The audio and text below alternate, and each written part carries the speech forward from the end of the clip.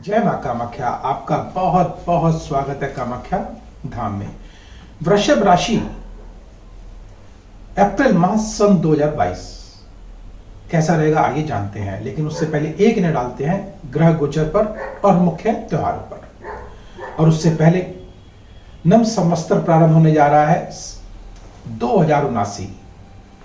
नल राजा हैं और जिसके स्वामी शनि देव हैं राजा और मंत्री देव बृहस्पति देव हैं।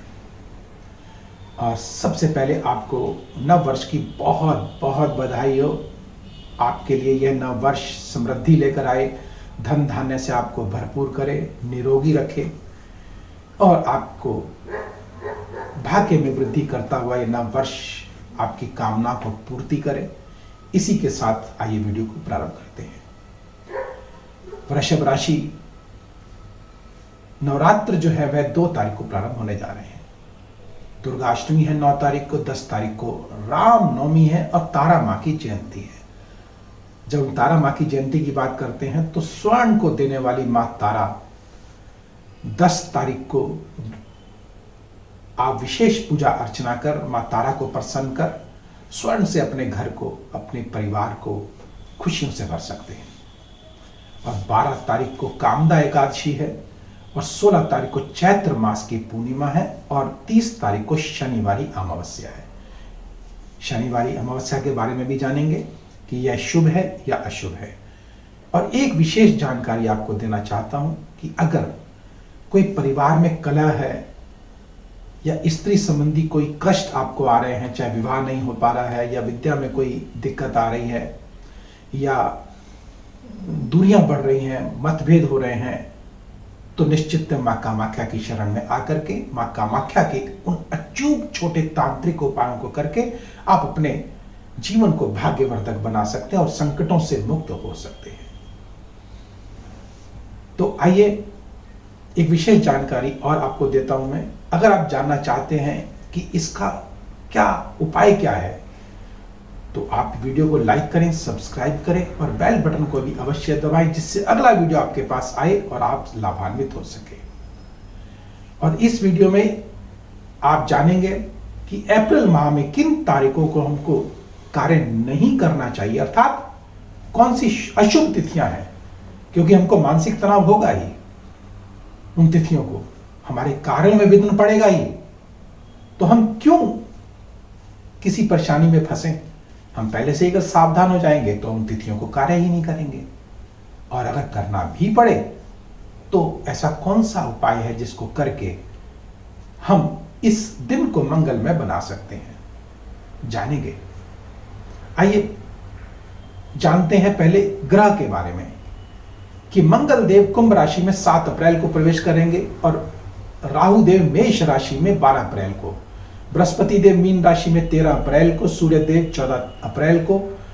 यह माह के पहले अर्थात मध्य से पहले ये परिवर्तित हो जाएंगे और माह के बाद अर्थात 24 तारीख को, 27 तारीख को, 29 तारीख को शुक्र, बुध और शनि देव जो है वह अपना राशि परिवर्तन करेंगे। अर्थात लगभग सभी ग्रह इस माह राशि परिवर्तन करेंगे और निश्चित उथल पुथल जीवन में अवश्य आएगी। और वह क्या है, पॉजिटिव है, नेगेटिव है, जानेंगे।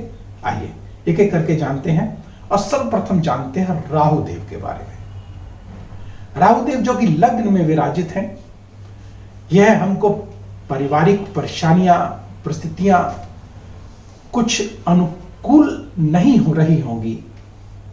और हां, वह अनुकूल अब कैसे होने जा रही है? 13 अप्रैल के बाद, क्योंकि राहु देव यहीं से ही द्वादश भाव में जा रहे हैं। लेकिन वह भाव हमारे शयन कक्ष का तो जरूर है, हमारे भोग स्थान का तो जरूर है, वहां पर तो दिक्कत आएंगी, लेकिन पारिवारिक कलह थोड़ा सा कम हो जाएगा, या यूं कहें कि जो टकराव, जो अलगाव, जो तलाक तक की नौबत थी वह अवश्य दूर हो जाएगी।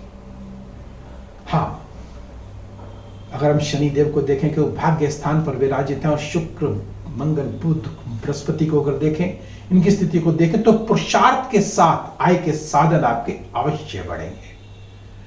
क्रोध अधिक रहेगा, परिवार में कलह क्लेश जैसे मैंने आपको बताया है कि यह रह सकता है।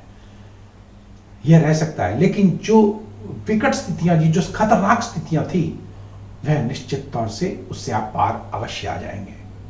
हाँ, लेकिन राहु तो अपना कार्य करते ही हैं, और राहु देव निश्चितता, अगर हम इनको थोड़ा सा भी, अगर हम थोड़ी सी पूजा अर्चना करेंगे, इनके मन के मुताबिक थोड़ा सा कार्य करेंगे, तो अवश्य लाभ उठा सकते हैं और भाग्य में अचानक वृद्धि ले सकते हैं।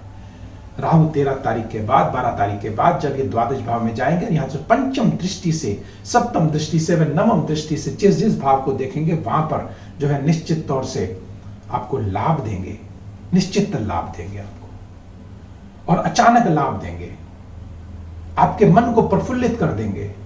लेकिन ध्यान रखिएगा, यह स्थिति तब है जब आपकी पत्रिका में राहु की स्थिति उच्च हो। तो आपको शेयर बाजार से अवश्य आपको लाभ देंगे, सट्टे बाजार से आपको अवश्य लाभ देंगे।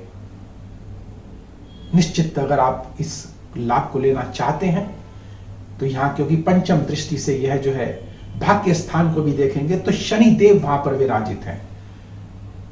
तो मैं ये कह सकता हूं कि शनि और राहु जब एक साथ होंगे तो आपको अदृश्य तरीके से, अर्थात गुप्त तरीके से आपको भाग्य में वृद्धि करते हुए दिखाई दे रहे हैं। अचानक आपको लाभ अवश्य होगा, भाग्य में वृद्धि होगी।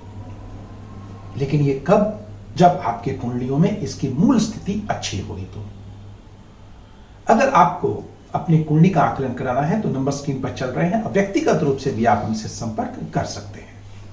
अब हम बात करते हैं सूर्यदेव की। सूर्यदेव जो कि एकादश भाव पे विराजित हैं और चतुर्थेश होकर के विराजित है, अर्थात जनता की तरफ से आपको सम्मान मिलेगा, उच्चतम स्तर पर आप पहुंचेंगे। लेकिन ऐसा, जैसे कि कुछ राज्यों में आप देख रहे हैं कि चुनाव हो रहे हैं, तो जो जातक वृषभ राशि वाले जातक हैं, तो निश्चित अगर वो वृषभ राशि वाले जातक चुनाव लड़ रहे हैं तो उनके लिए बहुत ही उत्तम माह है, ये अवश्य विजयी होंगे निश्चितता। कुछ ऐसे छोटे छोटे उपाय, जैसे मैंने बताया कि केतु देव भी सप्तम भाव पर विराजित हैं, तो यह अनहोनी घटना ना घटने पर मजबूर कर दें। तो इसके लिए अपनी व्यक्तिगत कुंडलियों को भी आप अवश्य एक बार देख लें। तो ऐसा आप अवश्य करें तो आपको लाभ अवश्य होगा, क्योंकि सूर्य देव द्वादश भाव में जा रहे हैं 14 तारीख को, और जब वहां पहुंचेंगे तो मेष राशि के हो जाएंगे, उच्च के हो जाएंगे, और यहां से सप्तम दृष्टि को या शत्रुओं के घर को देखेंगे। शत्रु अवश्य परास्त होंगे आपके, निश्चित चार चांद लगते हुए, लेकिन अपने मान सम्मान को ठेस ना पहुंचे। तो याद रखिएगा, ध्यान रखिएगा कि कोई रहस्यमय तरीके से आपको पिछाड़ सकता है, तो सतर्कता के साथ आप और धैर्य के साथ कूल होकर के कार्य को करें, क्योंकि राहु देव भी यहां पर विराजित होने जा रहे हैं। माह के मध्य के बाद राहु और सूर्य दोनों ही द्वादश भाव में, अर्थात कहीं ना कहीं मान सम्मान प्रतिष्ठा को ग्रहण भी लग सकता है। और अगर राहु देव अगर आपसे प्रसन्न अगर हो गए तो आपको ऊंचाइयों से, अर्थात ऊंचाइयों पर पहुंचाने के लिए राहु देव और सूर्य देव दोनों एक साथ आए हुए हैं और आपको अवश्य सफल बनाएंगे। लेकिन राहु की स्थिति को आप अवश्य देख लें। अब हम बात करते हैं शनिदेव की। शनिदेव जो कि भाग्येश हैं, दशमेश हैं, कर्म के कारक हैं, और वह भाग्य स्थान पर आपके बैठे हुए हैं। तो जब ये सप्तम दृष्टि से पुरुषार्थ भाग को देखें तो पुरुषार्थ में वृद्धि करेंगे, छोटे भाई बहनों के साथ अच्छे संबंध बनाएंगे, आस पड़ोस के साथ अच्छे संबंध बनाएंगे और भाग्य में वृद्धि करेंगे, और आपको छोटी छोटी यात्राएं भी अवश्य कराएंगे जो कि लाभदायक होंगी, धन की दृष्टि से भी लाभदायक होंगी। और व्यापारिक जगत की अगर बात करते हैं तो निश्चित व्यापार में आपको सफलता मिलेगी।